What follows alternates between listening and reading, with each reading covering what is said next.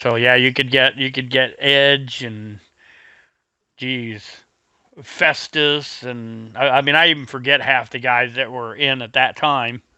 Yeah, and some of those guys that were there, I honestly thought that like, oh my god. I mean, we can go on and on about like the rosters and WWE and all that stuff, but you know what?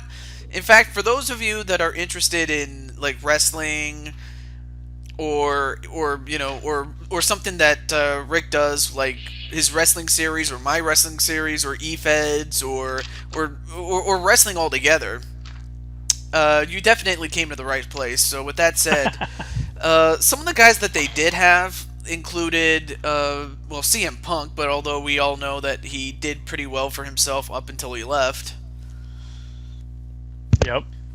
And then, let's see, then they had John Morrison. Yes, Johnny Mundo today in Lucha Underground. Oh, yeah. And we'll get more. We're just going to go chronologically, but yeah, John Morrison, very cool Mm-hmm. guy. I really thought, like, I understand his promo skills were not as good as they are now. Like, nowadays, they're pretty good, just considering that, he actually believes in his own character, which, again, we'll get back to that in a moment. True. But I really thought that he should have been like maybe not the world champion like multiple times, but maybe at least one run with the title would have been all right with me. Oh yeah, or Maybe, Intercontinental. or no, he was already Intercontinental. Did he have a solid run with it though? Oh well, yeah, that too. Uh, but but I Because meant like WWE likes to treat their titles like props sometimes. you're telling me. And then let's see, we also had Shelton Benjamin. Now that guy, I really thought he should have, been one of the top stars at the time. I mean, he was, but not to the level of John Cena that, we all know that John Cena's the star. Oh, right. But I really thought he should have, gotten the push that he deserved and never did. I mean, it was like he was just cannon fodder. That's all he was treated as. This is just for me personally. This is a long time problem with WWE. They push who they want to push. I don't think they even really listen to the fans, and I don't mean in regard of like literally booking the show. I mean, you can't listen to the fans and do everything because hell, we don't know a lot about booking a show. No. But if we're reacting to people, I mean, if we're given the only person I've seen that's worked for is Daniel Bryan, and of course we're not. We're kind of jumping chronologically forward a little bit, but it's like there might be guys that we like because they're really good workers in the ring. You know, they give you good matches every time, Oh, of course. and they don't push those guys because they're more interested, I think, in the promo and the scripting side rather than can they put on a good match. Exactly. Exactly. We'll discuss this a lot more a little bit later. And then the only other guy that I can think of from 2009 Legends of WrestleMania era would have to be MVP. Oh yeah, Now that guy, up until like the unfortunate incident that involved Mr. Chris Benoit, I noticed that up until then he was getting the push that he was in need of because the guy had heat. The fact that I couldn't stand him because he bragged about his accomplishments, all that stuff. Like up until that point, he was doing everything right, and and they were getting it right. But then when Chris Benoit died, I mean, sure, it didn't affect his push right away, but slowly but surely, he really wasn't given the ball, so to speak. I mean, yeah, he had great matches, especially well, maybe not great matches in the sense of Macho Man Randy Savage, but I mean, but he's a good worker. That's what I was trying to get at. yeah.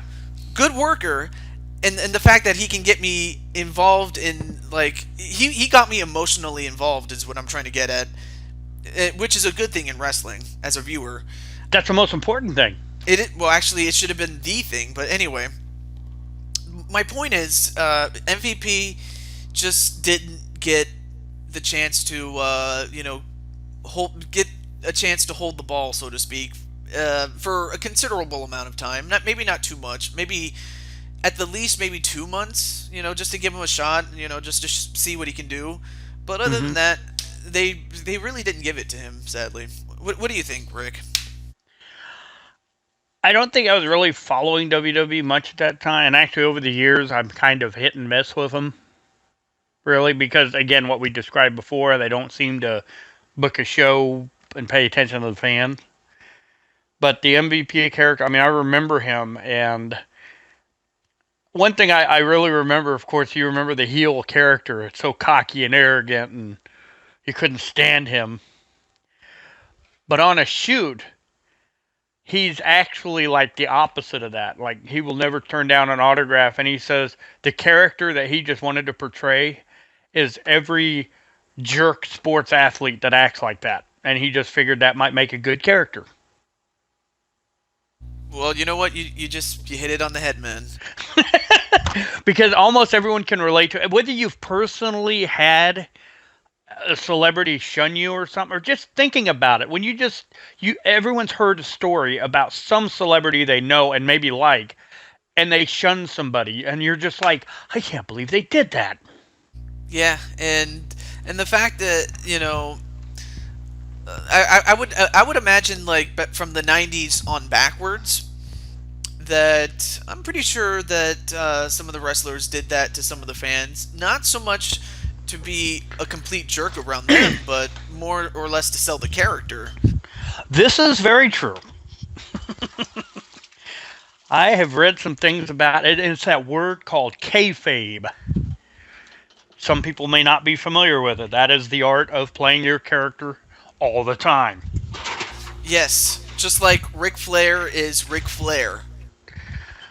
Yeah, yeah. Now, some guys are their character. From everything I've heard, um, and well, the best characters are always pretty much your personality with the volume turned all the way up, basically. Definitely. just like for example, in Rick's own series, he's not just Rick, and then whatever his last name is. I'm not going to even disclose that because that's kind of like invasion of privacy, actually. But what Rick is on his own show is that he is the superstar. Well, not superstar Billy Graham, but he's the superstar Retro And Rick. and actually, the call name that I would have the game say is Superstar Rick G for my last initial. But on 2K16, I found one that says the King of Old School. You know what? That just fits you much better then. It does. Because I take it that you couldn't use King of Old School until that little change there, so that's a good move. I Well, actually they like didn't the they didn't change. have that call name in there, and this year when I saw that, I went, ah, there it is.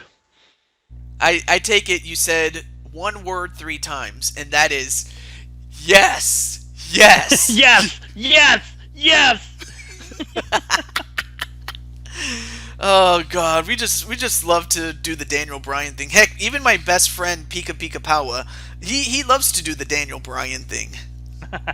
Which I'll mention more about him in a moment. But other than that, though, that's pretty much it for Legends of WrestleMania and 2000 or the '09 WWE '09, which we'll call it, even though it's really called SmackDown versus Raw 2009. We just call it WWE '09 just for the sake of simplicity, if you know what I mean. Yeah.